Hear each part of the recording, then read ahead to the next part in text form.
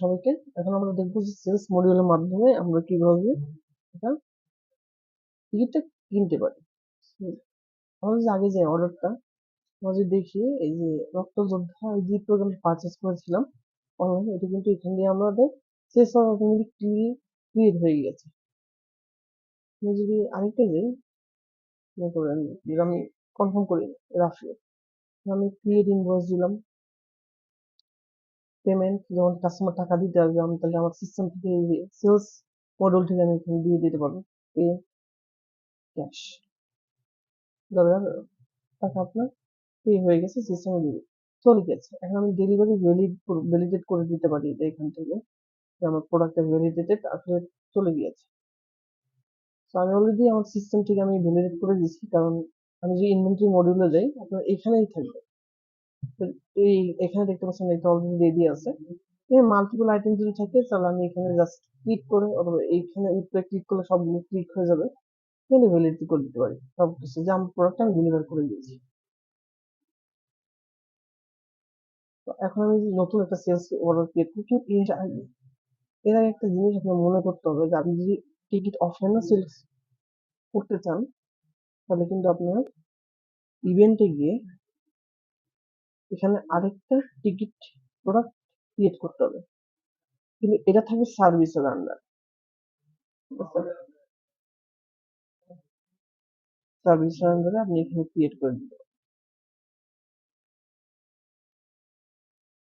অথবা আপনি এখানে দিলাম, আমি এখানে ক্রিয়েট না করে আমি প্রোডাক্ট ইনভেন্টরিতে চলে যাই। এখানে কি করলে কালার ওয়েবসাইটে কিন্তু সার্ভিস প্রোডাক্ট কিন্তু ওয়েবসাইটে পেমেন্ট করতে গেলে অবশ্যই আগে পেড করতে হয়। সো ওরও অনলাইন এসেছে, এখন ওরও অনলাইন স্পেসিফিক কাস্টম মডিউল এখন আসে নাই, যেটা বাংলাদেশের সাথে ভালোভাবে মার্চ করতে পারে পেমেন্ট গেটওয়ে। আমি এখন ইনভেন্টরি মডিউলে চলে যাই, প্রোডাক্ট ক্রিয়েট করবো, ইনভেন্টরি প্রোডাক্ট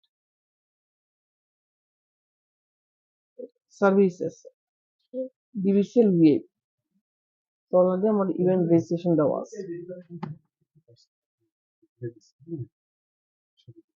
তো আমি এখানে অলরেডি ক্রিয়েট করে দিয়েছি আমার। এখন আমি সেলসে যাবো, সেলসে যাবো। আমি আরেকবার দেখাই আপনাদের, এখানে ডিভিসিএল ভিআইপিটা অথবা ডিভিসিএল অফলাইন দিয়ে রাখি। টিকিটের প্রাইস 1500, জমা 1400, সেভ দিলাম। এটা আমার সার্ভিস এখান দিয়ে করা, কারণ টিকিটটা যদি ওখানে ইভেন্টে আরেকটা অ্যাড করি তাহলে কিন্তু আমার অনলাইন পেমেন্টটা আস্ক করবে, সো ওইটা একটা জিনিস ক্রিয়েট করবে প্রবলেম। আমি এখন যাই, সেলসে গেলাম, নতুন সেলস অর্ডার, কাস্টমারদের জায়গায় মনে করেন আমি রাফিও দিলাম, হ্যাঁ, মানে এটা আমার রেফারেন্স হিসেবে আমি রাখছি রাফিওটা। আমি প্রোডাক্ট দিলাম এখানে ডিভিসিএল অফলাইন, ওকে। এই যে দেখেন, we could not find matching ticket for the configured ticket and online, ওকে।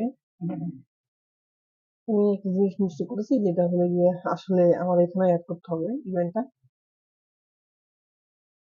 আসসালামাইকুম।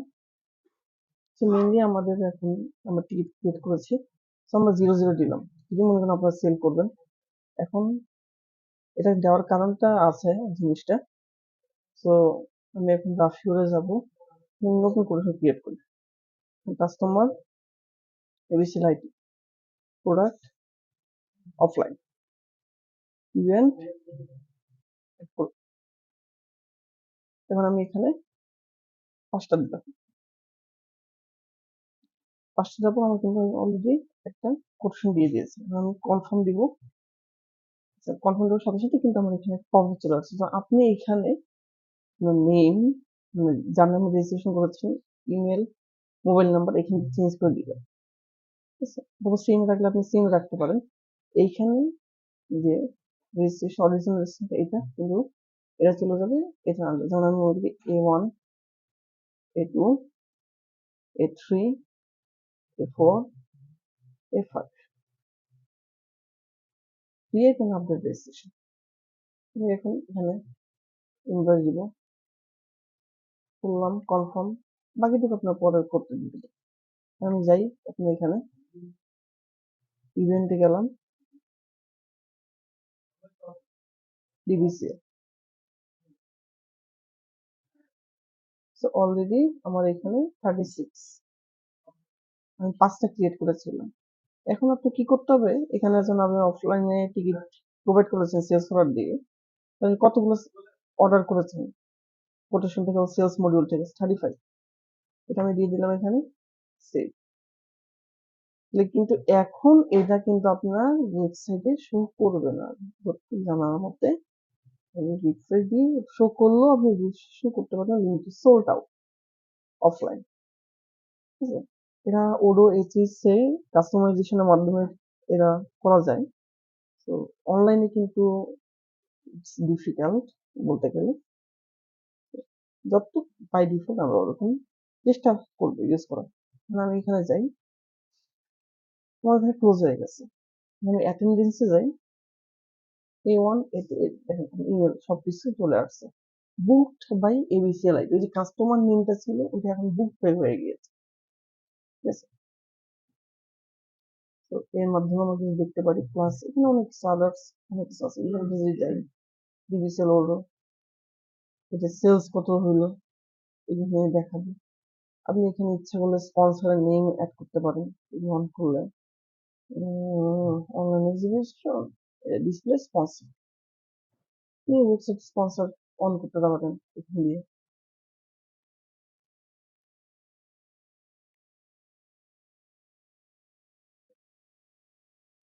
আমি চলে যাই ইভেন্টসে,